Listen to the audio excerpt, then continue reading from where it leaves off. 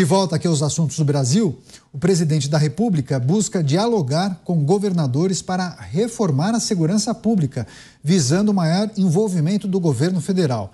A proposta de emenda à Constituição, elaborada pelo Ministério da Justiça, sugere integração das polícias, fortalecimento do sistema público de segurança e criação de uma nova polícia, a partir da PRF.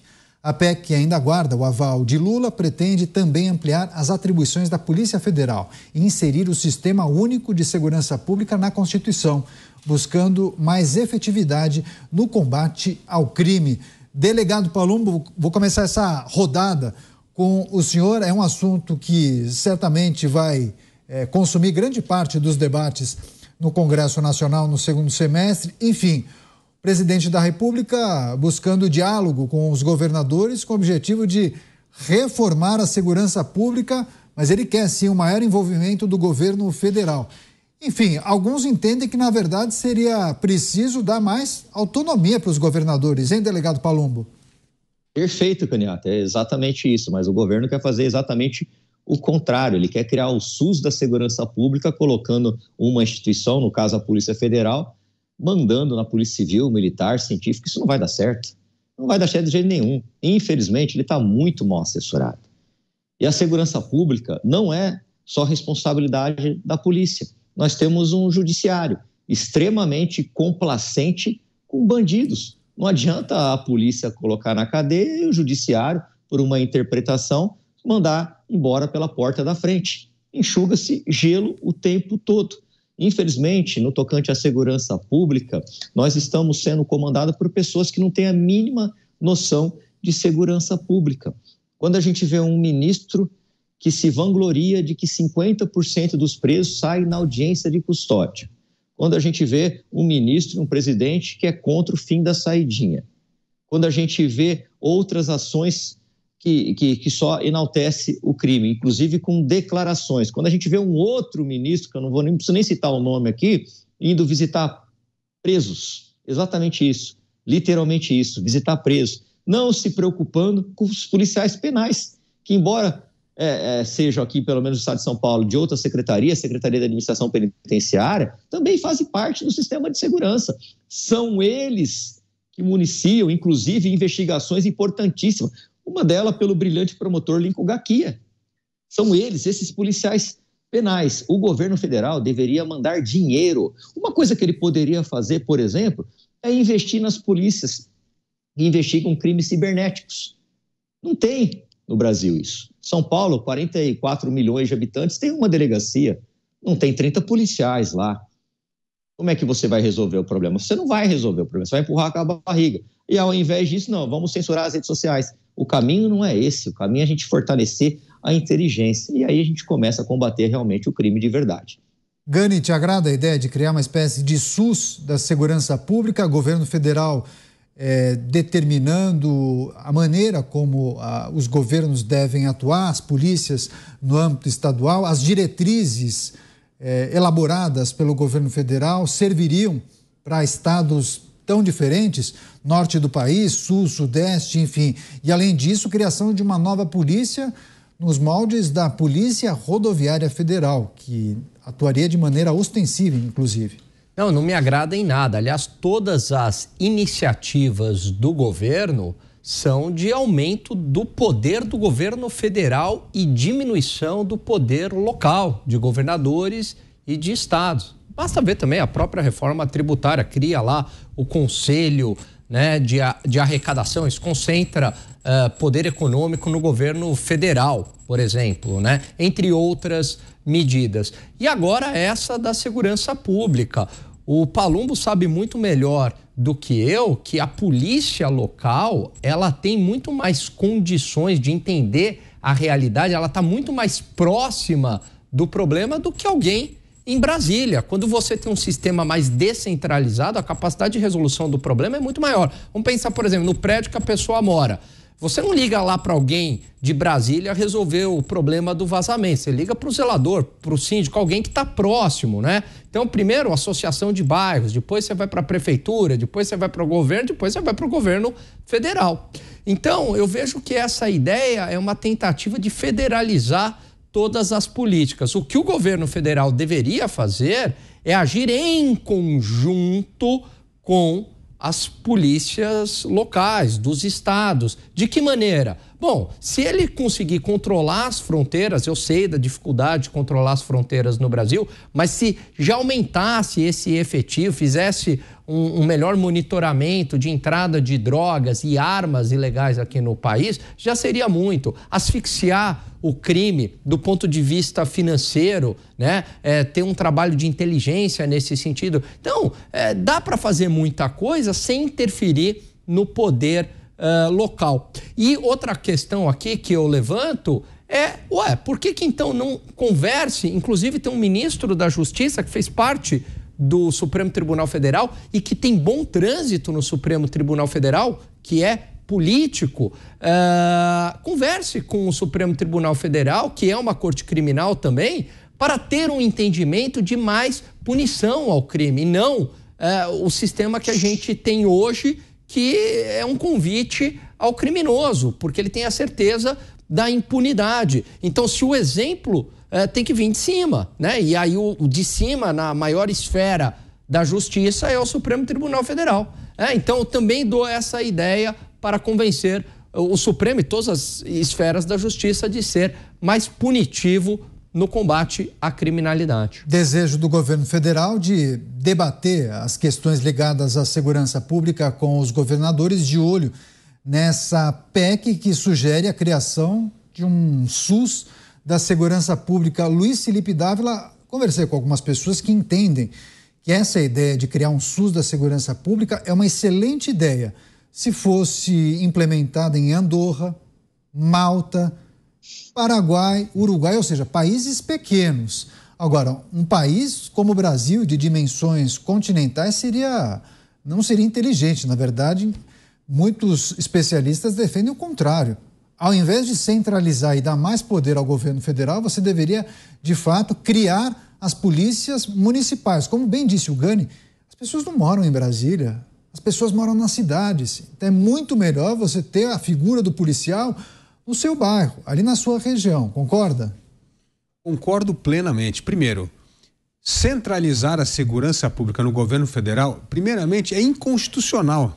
Por que é inconstitucional? Porque o Brasil tem um regime federativo. É a autonomia dos estados para tomar conta das suas polícias. Está na Constituição.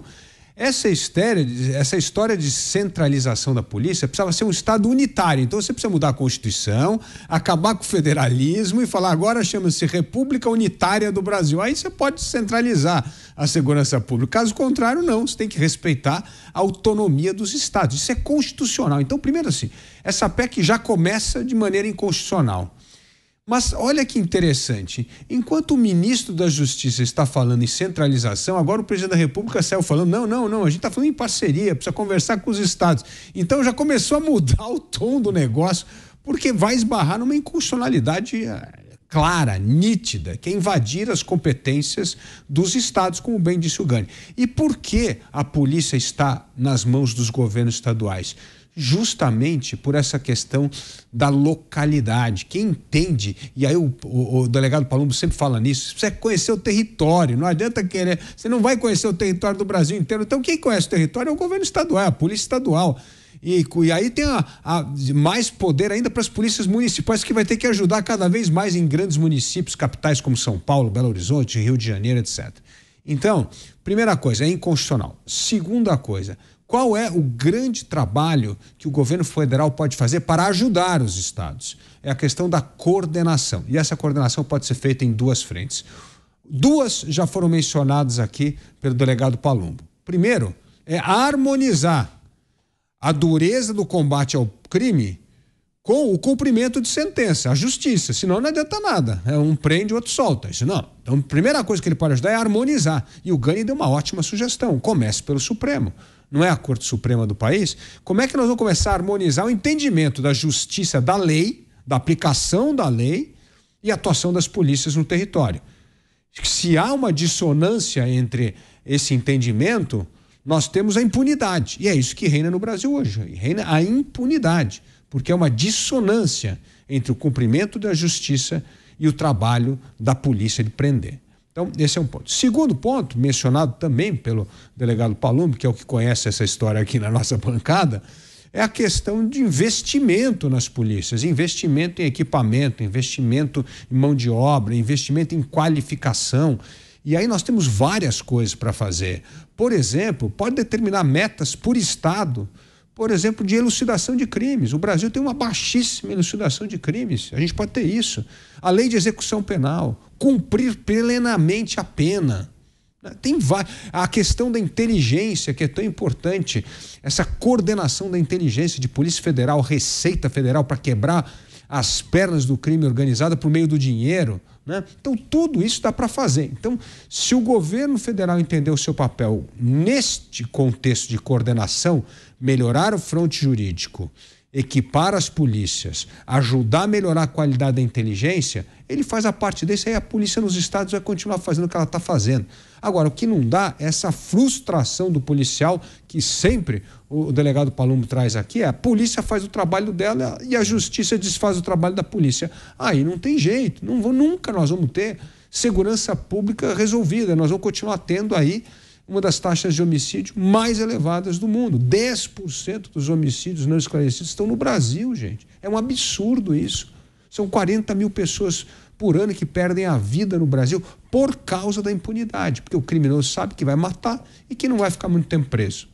Pois é, os desafios para tornar o enfrentamento ao crime organizado, o crime de uma maneira geral, mais eficiente por parte dos estados, com o apoio muitas vezes do governo federal, e também sempre olhando para a atuação do Poder Judiciário. Delegado Palumbo, enquanto o Dávila trazia essa reflexão muito importante, reagiu, parecia concordar com o Dávila. Quer fazer um complemento, delegado? Por favor.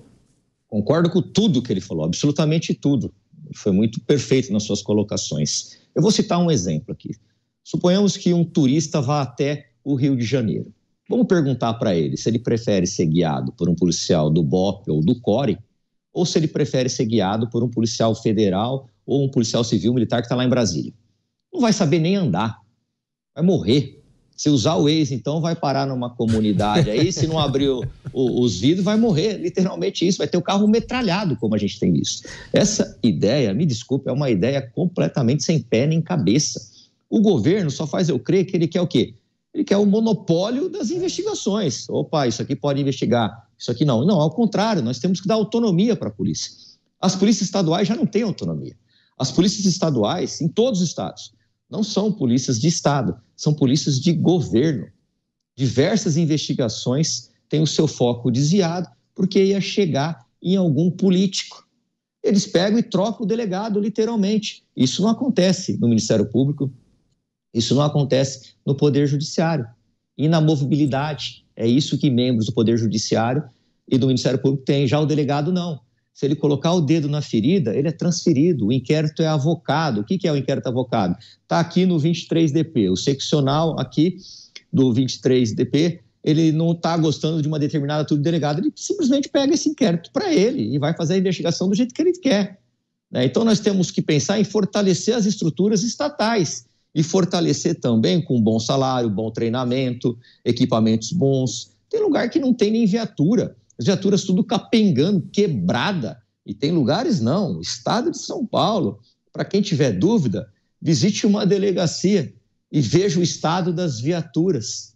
O governo devia se preocupar em ajudar financeiramente. Agora, quanto ao que o Alan Galo falou, é quase que impossível esperar que o ministro da Justiça vá até o Supremo pedir um endorsement, porque ele é um juiz garantista. Ele é um juiz que é favorável a você soltar bandido. Ele é um jurista e um ministro que é contra tudo aquilo que a gente está querendo fazer, que é endurecer as penas, tirar benefícios de preso.